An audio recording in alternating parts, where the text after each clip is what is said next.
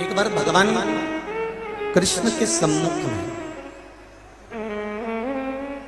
भगवान कृष्ण के सामने अर्जुन ने एक प्रश्न कर दिया, और प्रश्न भी कोई साधारण नहीं था महाराज, प्रश्न भी बड़ा भारी था। भगवान कृष्ण के सामने अर्जुन ने प्रश्न किया कि प्रभु आप ध्यान देते हैं और ध्यान नहीं देते, तो इससे संसार के लोगों पर क्या फर्क पड़ता? जरा ध्यान देना, जितने लोग आस्था चैनल पर कथा सुन रहे हैं और फेसबुक यूट्यूब पर सुन रहे हैं, बड़े सावधानी से सुनना। तर्पण शिव पुराण, आप अगर ध्यान दें और ध्यान ना दें तो उसमें अंतर क्या है, बस आप केवल इतना सा बता दीजिए। और भगवान कृष्ण ने अर्जुन से कहा, मैंने ध्यान दिया तो उत्तरा के गर्भ में जो बच्चा था, उत्तरा के गर्भ में जो बालक था, मैंने ध्यान दिया तो उत्तरा के गर्भ में जो बच्चा था उसको मैंने बचा लिया। बोलो बचाया कि नहीं बचाया? उत्तरा के गर्भ के बच्चे को भगवान ने बचाया। भगवान कहते हैं कि मैंने ध्यान दिया तो उत्तरा के गर्भ का बच्चा बच गया, और मैंने ध्यान नहीं दिया क्योंकि अर्जुन तुमने मुझसे कहा था कि मैं मेरे घर के लोगों को संभाल लूंगा, मैं मेरे परिवार को संभाल लूंगा, मैं अपने कुटुंब को संभाल लूंगा, तो मैंने तुम्हारी ओर ध्यान नहीं दिया। तो पलंग पर सोते हुए अर्जुन द्रौपदी के 5 पुत्र मर गए क्योंकि मैं ध्यान नहीं दे पाया। अगर मैं ध्यान देता तो उत्तरा के गर्भ के जब बच्चे को मैं बचा सकता हूं, उत्तरा के गर्भ में पड़े हुए एक छोटे से शिशु को मैं बचा सकता हूं, उत्तरा के गर्भ में पड़ा हुआ एक छोटा सा बालक मैं बचा सकता हूं, तो क्या मैं तेरे पुत्रों को नहीं बचा सकता था? क्या मैं तेरे पुत्रों को नहीं बचा सकता था? मैं तेरे पुत्रों को भी बचा सकता था। बस कल एक कथा में बात कही थी, आज फिर कह रहे हैं कि भगवान से ये जरूर कहना कि मेरे आने की सूचना तुम 9 महीने पहले दे देते हो, तो मेरे जाने की सूचना भी तुम कुछ दिन पहले जरूर दे देना, जिससे मैं आपका भजन जरूर कर सकूं, आपका स्मरण जरूर कर सकूं। अगर मेरे आने की सूचना आप 9 महीने पहले दे रहे हो कि ये जन्म लेने वाला है, ये पैदा होने वाला है, इसका जन्म होने वाला है, तो मेरे जाने की सूचना भी मुझे पहले मिले, तो कम से कम मैं तेरा भजन कर सकूं, तेरा स्मरण कर सकूं, तेरा कीर्तन कर सकूं, तेरी भक्ति को धारण कर सकूं। आप दिल से, हृदय से भीष्म पितामह 56 दिन तक बाणों की सैया पर पड़े रहे। कितने दिन पड़े थे? कितने दिन पड़े थे? 56 दिन तक भीष्म पितामह बाणों की सैया पर पड़े रहे, और रोज मेरा द्वारिका नाथ, रोज मेरे भगवान कृष्ण भीष्म पितामह से मिलने के लिए जाते थे, और पितामह रोज कृष्ण से कहते थे, कन्हैया आज मुझे 42 दिन हो गए, कन्हैया आज मुझे 45 दिन हो गए, कन्हैया आज मुझे 22 दिन हो गए, कन्हैया आज मुझे 12 दिन हो गए। रोज भगवान कृष्ण से भीष्म पितामह कहते हैं कि मुझे रोज ये दिन हो गए हैं, 12 दिन, 11 दिन, 15 दिन, 20 दिन, 30 दिन, 42 दिन, 50 दिन। भीष्म पितामह रोज भगवान कृष्ण से कहते हैं कि मैं इतने दिन मुझे हो गए, मेरे प्राण कब छूटेंगे ये बताओ। तब भगवान कृष्ण कहते हैं, पितामह जब तक तुम्हारे कर्म का भोग पूरा नहीं हो जाता, और तुमने जो दुर्योधन के घर का अन्न खाया है, उस अन्न से जो तुम्हारे शरीर में रक्त चल रहा है, उस अन्न से जो तुम्हारे शरीर में रक्त बनकर घूम रहा है, वो रक्त जब तक पूरा नहीं निकल जाता तब तक आप मेरी शरण में वापस नहीं आ सकते। ये निश्चित है, आप नहीं बोल सकते। मैंने तेरे ही भरोसे ओ बाबा, तेरे ही भरोसे हवा बिच उड़ती जाती, बाबा डोर को छठी नाम करती जाती, बोले मैं तेरी पदन शंभो, मैं तेरी पदन हवा बिच उड़ती जावागी, बाबा डोर हटो छठी नाम कटी जावागी। जब तक हमारे कर्म का भोग पूरा नहीं हो जाता तब तक हम इस संसार सागर से जा नहीं सकते। शिव महापुराण की कथा कहती है जन्म, मरण और परण। परण मतलब विवाह। जन्म मेरे महादेव के हाथ में है, मृत्यु मेरे महादेव के हाथ में है। देखो एक मृत्यु का एक प्रसंग आया, देखिए।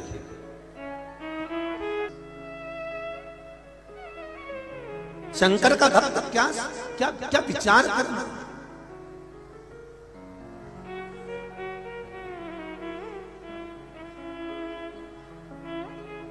एक नौकरी नहीं लगती तो लोगों का मन उतर जाता है। हमने शंकर जी का पशुपति व्रत करा था, हमने शिव जी को 1 लोटा पानी चढ़ाया था, हम शंकर जी के मंदिर गए थे, हमने 16 सोमवार का व्रत करा था, हमने संकट सोमवार का उपास करा था, और मेरी नौकरी नहीं लगी, और मेरी नौकरी नहीं लगी और दूसरे की लग गई। बड़े दुखी हो जाते हैं, बड़े दुखी।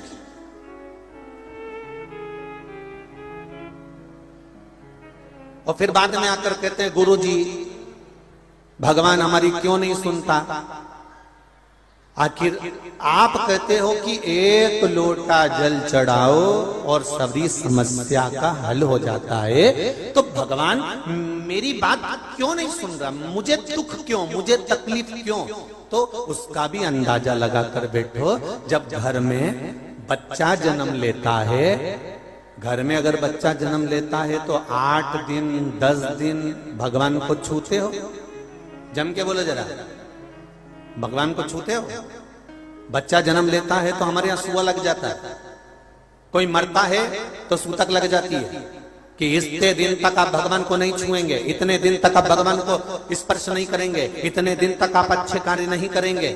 कोई मरा तो सूतक लग गई। घर में बच्चे ने जन्म लिया तो सुआ लग गया कि अब 8 दिन 10 दिन 5 दिन हम भगवान को नहीं छुएंगे, हम भगवान की पूजन नहीं करेंगे।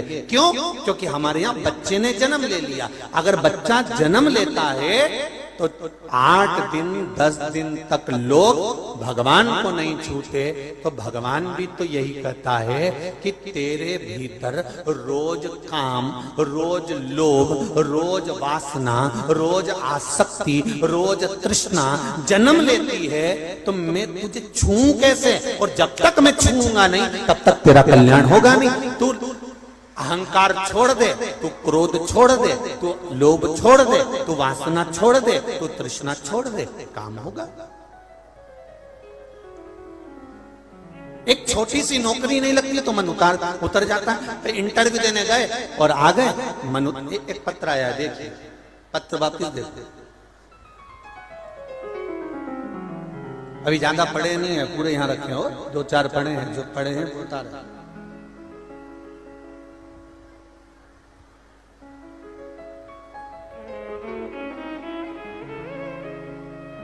मेरा नाम इंजीनियर राजा रघुवंशी है, ग्राम पीमरी, जिला अशोकनगर का निवासी हूं। कहीं बैठे हैं तो हाथ हिलाइएगा, कहीं बैठे हो तो हाथ हिलाइएगा। महाराज राजा रघुवंशी कहीं बैठे हो तो अच्छा पत्र आप ही लेके आई हैं क्या? दोनों हाथ हिला दीजिए। श्री शिवाय नमस्ते। राजा रघुवंश। और देखिए, अगर एकांत नौकरी चली भी जाए ना और ऐसा लगे कि बताओ मेरी नौकरी नहीं लगी और बहुत उदास हो गए, तो उदास मत होना।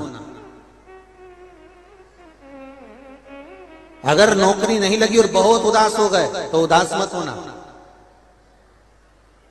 अशोकनगर के सांसद महोदय को देख लेना। मैं दिल से कहूंगा, विधानसभा का चुनाव लड़ा और भले उसको बाबा ने जिताया ना जिताया उनके हाथ में, पर थोड़ा सा अगर मन कमजोर भी हुआ होगा तो शिव की भक्ति किसको कहते हैं, उस शंकर के भरोसे रहे तो बाबा ने कहा विधायक नहीं सांसद बना देता हूं। ले ये भक्ति है महाराज। अब अगर सोच के बैठते कि भोलेनाथ तुमने गड़बड़ी कर दी, भोलेनाथ में हमने इतना करा, भोलेनाथ जी हमने रोज अभिषेक करा, भोलेनाथ जी हमने रोज भगवान की आराधना करी और आपने हमारा ये वाला चुनाव तो हमको जिताना था, तुमने हरा, तो भगवान ने तुम्हारे लिए प्लानिंग थोड़ी ज्यादा करके रखी है। हम परमात्मा से थोड़ा मांगते हैं और भगवान कहता है ले, ये ले जा। पर भगवान से हम ये कहें कि बाबा ऐसी कृपा करना कि जो मेरे हित का हो और जो आपको पसंद हो और जिसमें मेरी जिंदगी का सुख हो और मेरे महादेव की कृपा हो, बस वही कर देना। तो भोलेनाथ अपने हिसाब से कर। मेरा शिव, आप जो मांग रहे हो भगवान से कहो कि जो मेरे हित का हो, जो मेरे आनंद का हो, वो मुझे दीजिए। बस शिव महापुराण की कथा और गीता एक ही बात कहती है कि कर्म करने में पीछे मत हटो। आप मेहनत करने में पीछे मत हटो, बहुत करो। एक बार बादलों की हड़ताल हो गई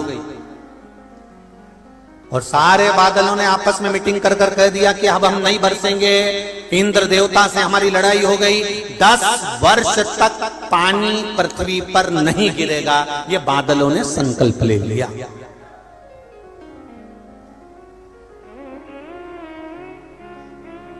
दस वर्ष तक पानी नहीं गिरेगा, बादलों ने संकल्प ले लिया। इंद्र से कह दिया पानी गिरना बंद, 10 साल पृथ्वी पर पानी नहीं गिरेगा। किसानों को मालूम पड़ा कि बादलों ने हड़ताल कर दी है और पानी गिरना बंद हो गया है, तो सारे के सारे किसानों ने अपने अपने हल, बखर, मशीन, मोटर सब निकाल के अपने घर में रख लिया। एक किसान, एक गांव का व्यक्ति, एक किसान रोज बखर चलाने जाता है, रोज जमीन को तैयार करता है। एक बादल वहीं से निकल कर जा रहा था। उस बादल ने उससे पूछा, भाई एक बात बता, जब 10 साल तक पानी नहीं गिरेगा तो तू रोज बखर क्यों चला रहा? जब 10 साल तक पानी नहीं गिरेगा तो तू रोज हल क्यों चला रहा है? जब 10 साल तक पानी नहीं गिरेगा तो तू ये बीज क्यों बोना चाहता है? इतने में किसान ने कहा, 10 साल में मैं बखर चलाना ना भूल जाऊं, इसलिए मैं रोज बखर चलाता हूं। बादलों के मन में आया कि 10 साल में हम पानी बरसाना भूल गए तो बादल ने तुरंत पानी बरसा कर देखा कि बरस रहा है कि नहीं बरस रहा। बस वो पानी बरसना था और पानी बरसा। सारे किसान बैठे की बैठे रह गए। जो रोज बखर चला रहा था वो बीज बोकर फसल लेकर चला। ये तैयारी फसल की पूरी रखो, भजन करते रहो। कल कथा में कहा था, खाते समय बत्ती सी याद आएगी, पढ़ते समय जम के बोलो, जरा अच्छी जम के बोलो, यहां तक आवाज आना चाहिए। पढ़ते समय चश्मा याद आएगा और मरते समय मेरा महादेव याद आएगा कि वो था। कथा हो रही थी, अशोक नगर में चल रही थी। अरे सांसद महोदय कराए, यादव परिवार कराया और मैं जा नहीं सका। तब महादेव याद आएगा कि मैंने छोड़ दी उस कथा को, मैंने छोड़ दिया उस भजन को, मैंने छोड़ दिया उस मंत्र स्मरण को, मैंने छोड़ दिया उस मौके को। अरे मैं तो जाने के लिए तैयार बैठी थी, पर पानी आने लगा। तो भगवान ने भी कहा मिट्टी की तो नहीं बनी थी, चामड़े का शरीर दिया था, गीली हो जाती बस। अरे मेरा तो बहुत मन था कथा में जाने का, पर भीड़ इतनी भीड़। अरे भीड़ का आनंद लेना हो, कभी सत्संग ये रात्रि को 12 बजे, 1 बजे, 2 बजे, 3 बजे, 3:30 बजे, आप जितनी बजे आएंगे, यहाँ शिव महापुराण में जितने भक्त आए हैं वो किसी ना किसी रूप में भगवान के भजन को गाते ही मिलेंगे, स्मरण करते ही मिलेंगे, क्योंकि ये मौका फिर आना नहीं। बड़ी मुश्किल से मिला, बड़ी मुश्किल। भक्ति भक्ति होती और हो नर कपड़न से डरते और नरकपड़न से नहीं। जिसको भगवान को प्रणाम करते समय कपड़े की किरीच दिख रही हो, भगवान को प्रणाम करते समय कपड़ा मत देखना कि ये दंडवत करने में, प्रणाम करने में कपड़ा गंदा हो जाएगा।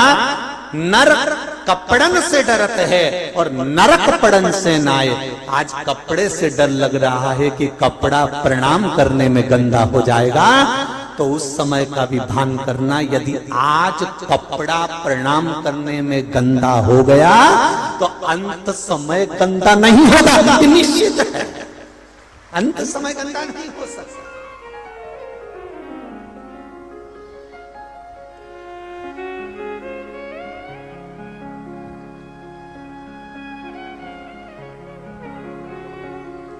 बच्चा छोटा रहता है ना,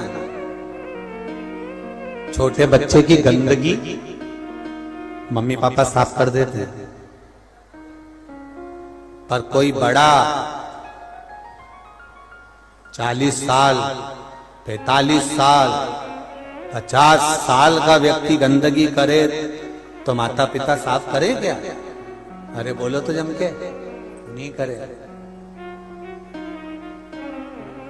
बचपन की गंदगी को माता पिता साफ करते हैं, और जब बड़े हो जाते हो तब गंदगी को माता पिता साफ नहीं करते। महाराज, ये उसी तरह से है जैसे बचपन में किया गया पाप तो भगवान भी माफ कर देता है, पर बड़ी अवस्था में किया गया पाप कर्म आपको भजन के बल पर, स्मरण के बल पर, कीर्तन के बल पर, मंत्र जाप के बल पर ही समाप्त करना पड़ेगा। इसके सिवाय वो साफ हो भी नहीं सकता, साफ नहीं होगा वो।